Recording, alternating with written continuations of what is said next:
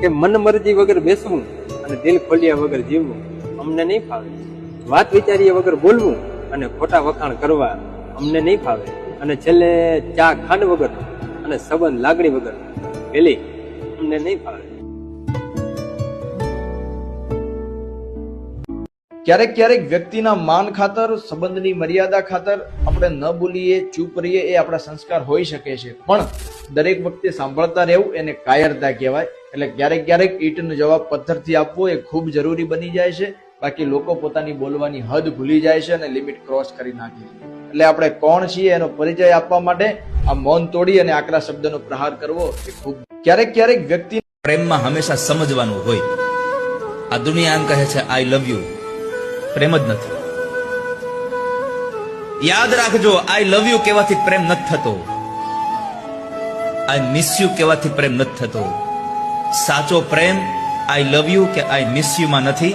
I understand you, હું તને સમજી શકું છું, એ સાચો પ્રેમ છે આ દુનિયાનો.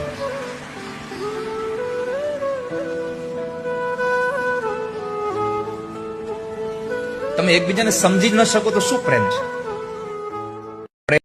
અરે સંબંધો સાચવવાનું જ્ઞાન અમને ન આપશો મોટા, કેમ કે અમે એ લોકોની ફરજ સમજીને સેવા કરીએ છીએ અને બોલાવીએ છીએ કે જે લોકો અમારી નજરમાંથી ઉતરી ગયા. અરે સંબંધો, આ દુનિયાનું સૌથી અઘરું કામ હોય ને તો એ છે માણસને ઓળખવો.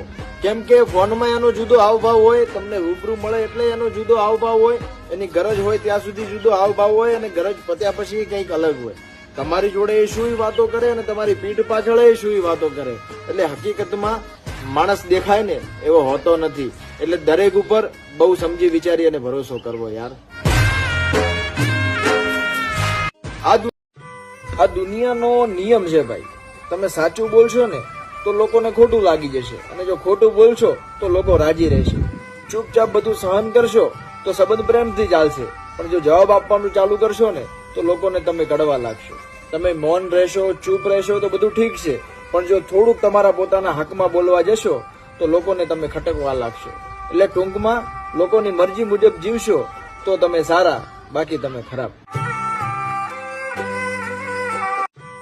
કે કિંમત અને કદર તો એ જ કરીએ કે સાહેબ જેની પાસે એક હોય. જેની પાસે અનેક હોય ને એને એકની કિંમત ન હોય સાહેબ.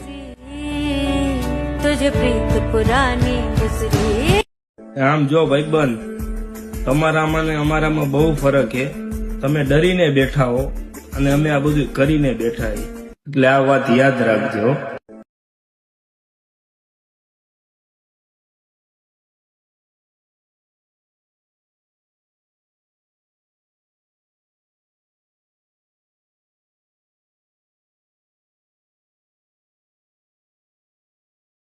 માથાનો તાજ બનાવીને રાખવા છતાંય જે જાવું જાવું કરે છે એને પછી જવા દેવાય.